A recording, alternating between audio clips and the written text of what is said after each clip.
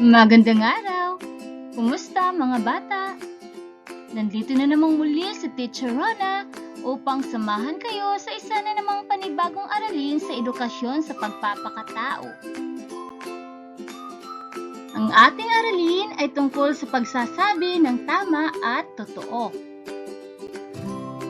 Pero bago tayo magsimula sa ating panibagong aralin, magbalik-aral muna tayo. Iguhit ang puso kung ang larawan ay nagpapakita ng paggalang at pagmamahal sa kapwa, at iguhit ang kahon kung hindi. Tingnan natin kung naalala niyo pa ang ating nakaraang aralin tungkol sa pagpapakita ng paggalang at pagmamahal sa kapwa. Number 1. Ano ang nakikita ninyo sa larawan mga bata? Tama, pinagtawanan, pinagtulungan nila yung taong may saklay. Tama kaya ito? Nagpapakita kaya ito ng paggalang at pagmamahal sa taong may kapansanan? Magaling! Ang sagot ay kahon. Mali ang ginawa ng dalawang bata. Pangalawa, ayan, nakikipag-usap ang bata sa kanyang nanay gamit ang po at opo. Tama kaya ito? Nagpapakita kaya ito ng paggalang? Magaling! Ang sagot ay puso. Pangatlo, ano ang napansin niyo sa larawan? Nagsasalita ang kanyang ina habang ang anak ay magaling, nakikinig. Nagpapakita kaya ito ng paggalang? Magaling! Ang sagot ay puso. Pang-apat. Ayan, dalawang batang nag-aaway. Nagpapakita kaya ito ng paggalang at pagmamahal sa kapwa bata? Magaling! Mali ang kanilang ginagawa. Dapat hindi tayo nakikipag-away, lalong-lalo na sa ating kapwa bata. Kaya ang sagot ay kahon. Next. Ayan, anong napansin ninyo? Tinulungan ng isang bata ang batang nadapa. Nagpapakita kaya ito ng pagmamahal? Tama. Ang sagot ay puso. Dahil ang pagtulong sa kapwa ay pagpapakita ng pagmamahal. Ngayon ay matutuhan mo naman ang pagsasabi ng totoo, kagaya na lang ng mga nasa larawan. Sa unang larawan, nagpapaalam ang bata sa kanyang nanay. Sabi niya, maaari po bang lumabas? Dito naman sa pangalawang larawan, ang sabi ng bata ay, kasalanan ko po. Inaamin niya ang kanyang pagkakamali. Dito naman sa letter C, nag-iisip yung bata, computer games o module. So, alin kaya yung gagawin niya? Sa letter D naman, nagpapaalam yung batang babae. Pwede ko bang mahiram o pwede ko pong hiramin? Ayan. So, ang pag-aaralan naman natin ngayon ay ang tungkol sa pagsasabi ng totoo. Pagkatapos ng araling ito, inaasahang nakapagsasabi ng totoo sa magulang o nakatatanda at iba pang kasapi ng mag-anak sa lahat ng pagkakataon upang maging maayos ang samahan. Nagsasabi kung saan pupunta o nanggaling. Nakapagsasabi kung kumuha ng hindi kanya. Nakapagsasabi ng totoong pangyayari sa paaralan na nagbunga ng hindi pagkakaintindihan. Nagsasabi ng totoo kung gumamit ng computer sa paglalaro sa halip na sa pag-aaral. Handa na ba kayo? Mga bata, ano ang madalas ninyong ginagawa kapag may nais kayong puntahan? Nagpapaalam ba kayo sa inyong mga magulang? Sinasabi mo ba ang totoo kung saan ka pupunta? Mayroon akong isang napakaiksing kwento. Halika, pakinggan natin. Nagpaalam si Ryan sa kanyang mga magulang na pumunta sa bahay ng kanyang kaklasing si James upang maglaro. Nawili sila sa paglalaro, kaya hindi nila namalayan na gabing-gabi na pala. Umiyak si Ryan dahil takot siyang umuwing maglakad mag-isa sa madilim na daan patungo sa kanila. Ngunit maya-maya, dumating ang kuya ni Ryan upang sunduin siya. Mga bata, sa tingin ninyo, nagsabi ba ng totoo si Ryan kung saan siya nagpunta? Magaling! Tama ang inyong sagot. Nagpaalam ng totoo o nagsabi ng totoo si Ryan kung saan siya nagpunta. Ano ang hindi inaasahang nangyari sa kanila? Ayan, hindi nila namalayang gabing-gabi na kaya napaiyak itong si Ryan. Bakit siya umiyak? Tama, dahil nga madilim na, takot kasi siyang maglakad pauwi sa kanila na madilim. Kung hindi nagsabi ng totoo si Ryan sa kanyang mga magulang kung saan siya pupunta, makakauwi kaya siya ng mag-isa? Tama, malamang hindi siya makauwi dahil hindi alam ng kanyang mga magulang o ng kuya niya kung saan siya nagpunta kung hindi niya sinabi ang totoo. Kaya, laging tandaan mga bata, kahit saan kayo magpunta, laging sabihin ang totoo. Bakit kaya mahalagang sabihin natin ang totoo nating pupuntahan? Halika, alamin natin. Okay, narito ang ilang mahahalagang dahilan kung bakit kailangan at mahalaga ang pagsasabi ng totoo. Una, nalalaman ang tunay na pangyayari. Halimbawa, nakita mong kinuha ng iyong kaklase ang lapis ng iyong katabi. Ngayon napagbintangan ka ng iyong katabi na ikaw ang kumuha. Okay, kung sasabihin mo ang totoo mong nakita, malalaman ang totoong pangyayari na hindi ikaw ang kumuha. Kaya, laging sabihin ang totoo. Pangalawa, nagsisilbing proteksyon o pag-iingat.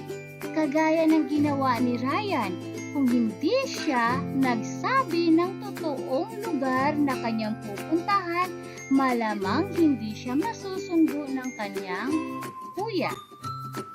Okay, number 3. Nagsisilbing aral. Halimbawa, ang sabi mo, magpunta ka lang sa kapitbahay. Pero ang totoo, sa malayong lugar ka pala nagpunta. Paano pag may nangyari sa iyong masama? Anong gagawin mo? Yan, magsisilbing aral kapag ikaw ay nagsasabi ng totoo. Pang-apat, nagpapanatili ng tiwala. Ayan. Yan, kung palagi kang nagsasabi, yung mga tao magtitiwala o nagtitiwala sa'yo, na maniniwala sa iyo kung palagi kang magsisinungaling o palagi kang hindi magsasabi ng totoo. Pang-5, Nagpapakita ito ng kagandahang asal. Tandaan niyan mga bata, ang pagsasabi ng totoo o pagiging matapat ay magpapakita iyon ng magandang o kagandahang asal. Number 6, nagbibigay ng kapayapaan. Okay, halimbawa ulit yung kay Ryan. Oo, igaling gabi na. O, diba? Anong mangyayari? Mag-aalala yung magulang ni Ryan kung hindi nila alam kung saan siya nagpunta. Kung saan siya hanapin kung hindi siya nagsabi ng totoo. Okay. Number 7, nagpapakita ng disiplina. Number 8, naiiwasan ang away o gulo. Okay, may nawawala o may nabasag kang plato sa bahay. Napagbintangan yung kuya mo. Ikaw yung nakabasag. So kung hindi mo sasabihin ang totoo, mag-aaway-away ang nasa loob ng bahay. Kaya ugaliing magsabi ng totoo. Okay, tandaan natin ito mga bata. Ang pagiging matapat ay pagsasabi ng totoo. Ang tawag pala sa mga batang nagsasabi ng totoo ay sila ay matapat. Ang pagiging matapat o pagsasabi ng totoo ay nagpapakita ng positibong pag-uugali. Sa pamamagitan ng pagsasabi ng katotohanan ay mas higit kang magiging masaya. Mapapabuti ka bilang bata. Tiyak na matutuwa sa iyo ang iyong mga magulang. Minsan ay natatakot kang magsabi ng totoo. Iniisip mo na magagalit ang nanay o tatay mo. Mas pinili mo pa o mas pipiliin mo pang umalis ng bahay na hindi nagpapaalam. Ginagawa mo ito dahil baka hindi ka payagang lumabas. Mali ang mga yun. Sabihin mo dapat ang totoo. Dapat mong tandaan na ang pagsasabi ng totoo ay isang asal.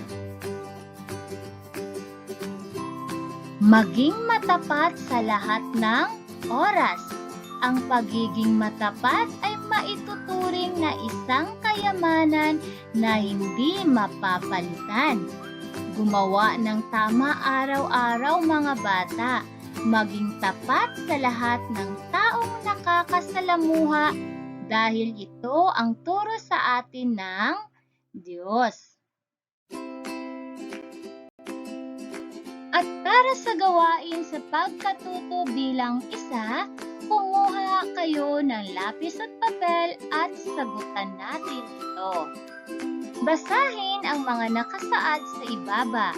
Lagyan ng check ang kilos o gawain na nagpapakita ng pagsasabi ng totoo sa magulang o nakatatanda.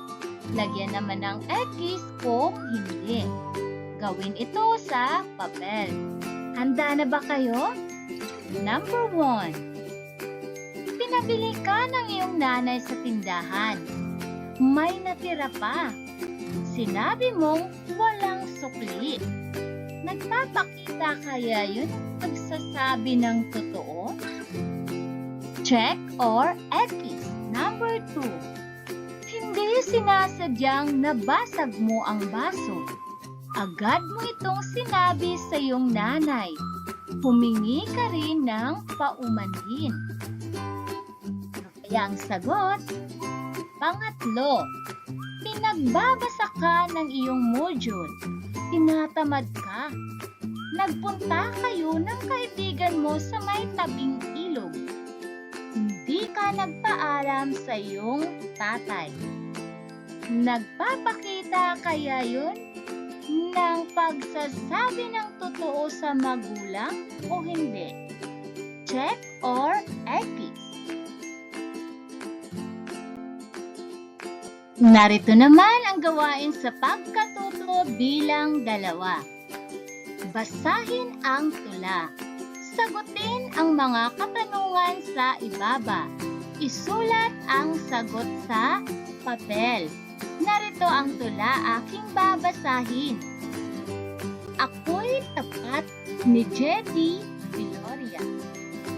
Iniisip at winiwika ko parati. Pawang totoo at mabuti. Sa magulang aking sinasabi. Ang tama at kawili-wili. Maayos na samahan aming nakakamtan. Hindi ako pagagalitan, lalong magmamahalan. Kunin ang sa iba ay di gagawin. Hinding-hindi magsisinungaling. Kapag nagkamali ay aaminin. Pag-aaral ang palaging uunahin. Yan, nagustuhan niyo ba ang tula?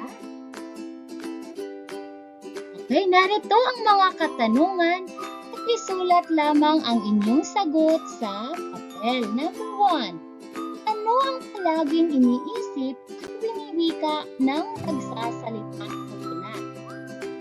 Number 2. Ano-ano ang mangyayari kung magsasabi ng tama at kawili-wili? Number 3. Ano-ano ang binanggit na hindi gagawin? Good luck! Gawain sa pagkatuto bilang 3. Kumpletuhin ang bawat pangungusap. Piliin ang letra ng tamang sagot sa loob ng kahon. Isulat ang sagot sa papel.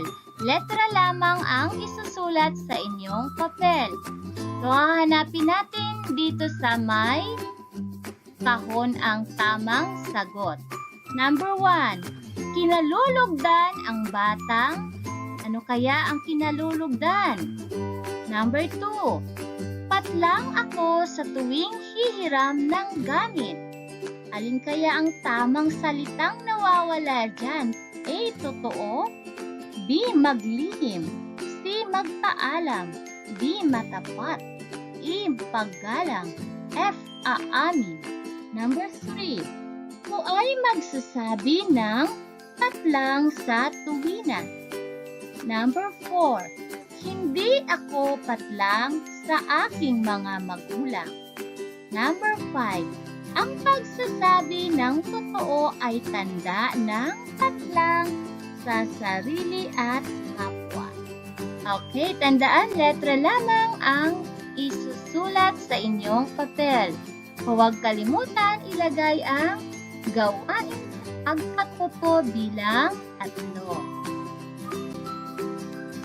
At para naman sa gawain sa pagkatuto bilang 4, piliin kung tama o mali ang isinasaad sa bawat sitwasyon. Isulat ang sagot sa papel. So, tama o mali lamang ang isulat sa inyong papel at isulat sa taas ang gawain sa pagkatuto bilang 4. Number 1. Nasira mo ang remote control ng inyong TV. Inamin mo ito sa iyong nanay at agad nag-sorry. Tama kaya yon o mali? Okay, number 2. Naglaro ka maghapon sa computer shop sa halip na mag-aral ng mga aralin. Tama kaya yon o mali? Number 3. Hindi mo sinabi na nakita mo kinokopya lamang ni Carla ang sagot sa mga gawain. Inililihi mo lang yung ginawa ni Carla. Tama kaya yun o mali? Number 4. Nais mong mamasyal sa parke. Ikaw ay nagpaalam ng maayos sa iyong magulang. Pagsasabi kaya yun ng totoo o hindi?